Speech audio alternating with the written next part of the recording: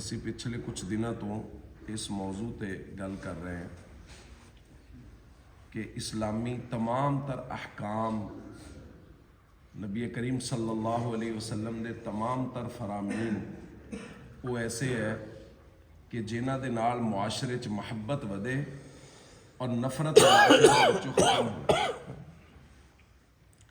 उन्हां ज़ाब्तियां और अहम उसूलों दे विचों एक उसूल ये है कि शरीयत का मुतालबा है कि हर बंदा अपने भाई लई वो चीज़ पसंद करे ਜਿਹੜੀ ਉਹ ਆਪਣੇ ਲਈ पसंद करता है। ਹੁਣ ਇਹਦਾ ਸਾਡੇ ਹਾਂ बस ਇੰਨਾ ਕੀ मतलब ਸਮਝਿਆ ਜਾਂਦਾ ਹੈ ਵੀ ਜਦੋਂ ਕੋਈ ਬੰਦਾ ਕਿਸੇ ਦੇ ਘਰ ਪ੍ਰਾਹੁਣਾ ਚਲਾ ਜਾਵੇ ਤੇ ਉਹਨੂੰ ਉਹ ਚੀਜ਼ ਖਿਲਾਵੇ ਜਿਹੜੀ ਉਹ ਆਪ ਸ਼ੌਕ ਨਾਲ ਖਾਂਦਾ ਹੈ ਬਸ। ਬਾਕੀ ਮੁਆਸ਼ਰਤੀ तमाम तर ਮਾਮਲਾਤ ਦੇ ਵਿੱਚ ਬਿਲਕੁਲ ਇਹਦਾ ਉਲਟ ਹੋ ਰਿਹਾ। ਹਾਲਾਂਕਿ ਇਹ ਮਫਹੂਮ ਨਬੀ ਕਰੀਮ ਸੱਲੱਲਾਹੁ ਅਲੈहि ਵਸੱਲਮ ਨੇ ਮੁਖਤਲਿਫ ਅਹਾਦੀਸ ਦੇ ਵਿੱਚ मुख्तलिफ तरीक़ियां दे नाल बयान किया। किते क्या कि अन तुहिब्ब लि अखीक मा तुहिब्बु लि नफ्सिक, किसी सामने बैठे हुए बंदे नूं नसीहत करदियां होया क्या कि तू उन्ना चिक्कर पक्का और सच्चा मोमिन नहीं है जिन्ना चिक्कर तू अपने भाई लई वही चीज़ पसंद ना करे जिहड़ी तू अपने लिए करदा है। और किते उमूमी ज़ाबता और उसूल बयान किया और उसूल दे शुरू च जिहड़ी बड़ी बुनियादी ताकीद लगा वो ला युमिनु अहदुकुम, उन्ना चिकर ईमान कामिल हो ही नहीं सकता जिन्ना चिकर अपने भाई लिए वही पसंद ना करो जो अपने लिए पसंद करदा। अच्छा हुण इहदे मुआशरती असर की है? मैं चाहना है कि मैं किसी नूं मिलां तो वो मैनूं मुहब्बत ना अदब ना मिले। आप मैं अगर लोगों को बेअदबी ना मिलता रहा तो मैं ये चाहवा कि लोग मैनू अदब ना मिलन, इसका मतलब है मैं अपने लिए होर पसंद कर रहे हैं, लोगों को होर दे रहे हैं। मैं चाहना है किसी के नाल मेरी बहस भी हो जाए तो अगला बंदा ठंडा रह के गल करे, लेकिन मेरी जो किसी नाल बहस हो तो मैं उहदे नाल गर्म हो जावां।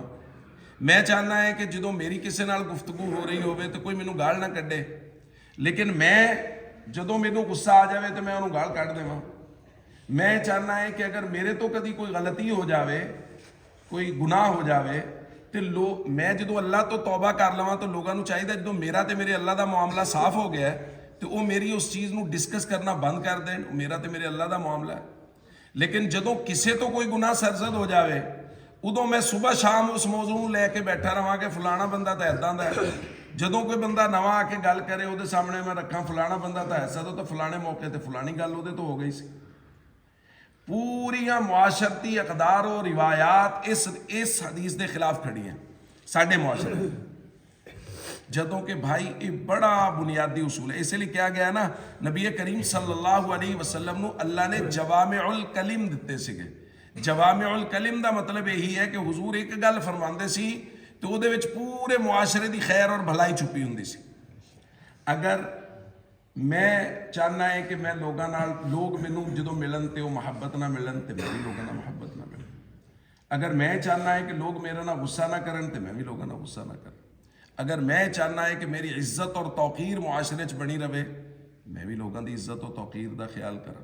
अगर मैं चाहना है कि मैं छोटा है और बड़े हमेशा मेरे ते शफकत और रहमत करन तो फिर मैनू चाहिए कि अगर किसी जगह ते मैं बड़ा है तो मैं हर छोटे ते शफकत और रहम करा। और अगर मैं चाहना है मैं बड़ा है और छोटे हमेशा मेरी ताजीम करन तो फिर मैनू चाहिए कि जो मैं किसी का छोटा है तो मैं उसकी हमेशा ताजीम करा। तो तुसी देखो अगर हर बंदा इस गल नूं सोचण लग पवे कि मैं किसी नाल बुरा नहीं करना, चूंकि मैं चाहना है कि मेरे नाल कोई बुरा ना करे, मैं किसी नाल बदतहजीबी और बदतमीजी नहीं करनी, बदतहजीबी और बदतमीजी वाला लहजा नहीं रखना, इसलिए कि मैं चाहना है कि मेरे नाल कोई बदतमीजी और बदतहजीबी वाला लहजा ना रखे। तो देख लो मुआशरा कैसा खूबसूरत मुआशरा बन जाए। हर बंदा ही दूसरे की रियायत करता होया नज़र आएगा, हर बंदा ही दूसरे को मुहब्बत दिंदा होया नज़र आएगा। मैं चाहना किसी वक्त अगर मेरे तो कोई कुताही हो भी जाए, किसी जगह मैं कोई बोल बुलारा कर भी पावां तो सामने वाले को ख्याल करना चाहिए कि यार चलो ये तो हो गया। तो फिर मैनू चाहिए अगर किसी वक्त कोई अगर गुस्सा कर रहा हो तो मैं उन्होंने सह जावां कि कोई नहीं, अगर मैनू किसी वक्त आया तो मैं चाहना दूसरा बर्दाश्त कर जाए।